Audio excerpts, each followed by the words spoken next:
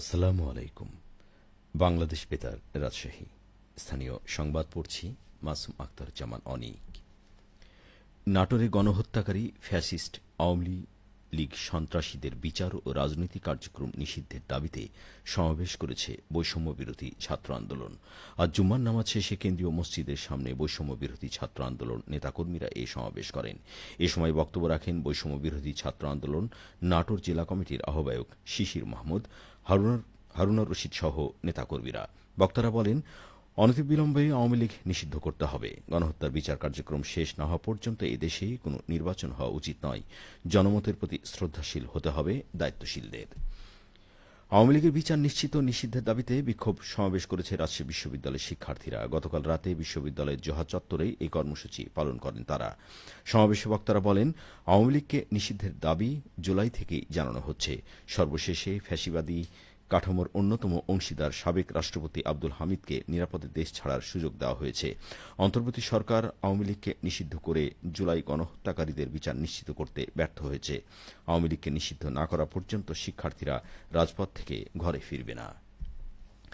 নাটোরের চলনবিলে সমলয় পদ্ধতিতে ব্রি ধান ৯২ চাষ করে অধিক ফলন পাওয়া গেছে। এই প্রযুক্তির সম্প্রসারণ ঘটাতে কৃষি বিভাগ ১৩ লক্ষ টাকার সহায়তা প্রদান করেছে। সমলয় চাষাবাদ নিয়ে এখন শুনুন আমাদের নাটোর জেলা সংবাদদাতার একটি প্রতিবেদন।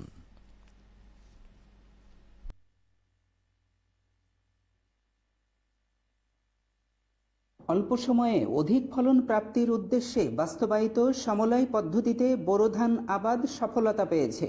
চলনবিলে প্রচলিত পদ্ধতিতে গড় ফলন ২৫ মণ হলেও সমলয়ে পাওয়া যাচ্ছে ৩০ মণ।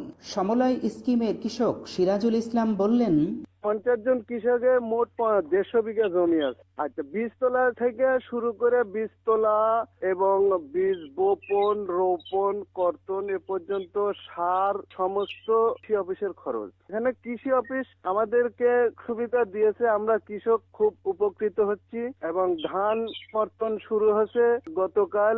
আমরা মোটামুটি বিঘা গড় ধান পাচ্ছি ২৮ থেকে ৩০ মণ। যেটা হাতে আমরা রোপণ করেছি সেটাতে আপনার গড় ফলন আছে ২৫, ২৬, ২২, ২৩ এরকম। কৃষি বিভাগ চলনবিলের সমলয় স্কিমে ১৩ লক্ষ টাকার সহায়তা প্রদান করেছে উল্লেখ করে উপজেলা কৃষি অফিসার খন্দকার ফরিদ হাসান জানান, সিংড়া উপজেলায় এবার আমরা খামার যান্ত্রিকীকরণ প্রকল্পের আওতায় কৃষি প্রণোদনা হিসেবে বোরো ধানের একটা সমলয় প্রদর্শনী পাই, যেখানে ১৫০ বিঘা জমিতে ব্রি ধান ৯২ জাতের চারা ট্রেতে উৎপাদন করা হয়। এরপর রাইস ট্রান্সপ্লান্টার যন্ত্রের মাধ্যমে সেই চারাটা জমিতে লাগানো হয় এবং সরকার থেকে প্রদত্ত সার বিশুদ্ধ বিনামূল্য দেওয়া হয়। প্রকল্পের একটা শর্ত ছিল কৃষকদের এই উৎপাদিত ধানের ফসলটা যন্ত্রের মাধ্যমে কেটে দেওয়া। সেই হিসেবে আমরা কৃষকদের, এখন ধান কাটার মৌসুম চলতেছে, আমরা যন্ত্রের মাধ্যমে তাদেরকে ধান কেটে দিচ্ছি। এই প্রকল্পের উদ্দেশ্যটাই হচ্ছে একই সাথে সিনক্রোনাইজ কাল্টিভেশন, অর্থাৎ সবাই একই সাথে ধান লাগাবে যাতে করে ধানের পরিচর্যা করা সম্ভব হয়।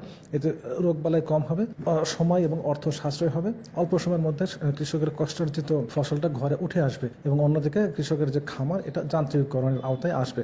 এতে শ্রমিক সংকট কেটে যাবে। কৃষির সাথে প্রযুক্তির মেলবন্ধনে সমৃদ্ধ হচ্ছে কৃষি, এগিয়ে যাচ্ছে দেশ।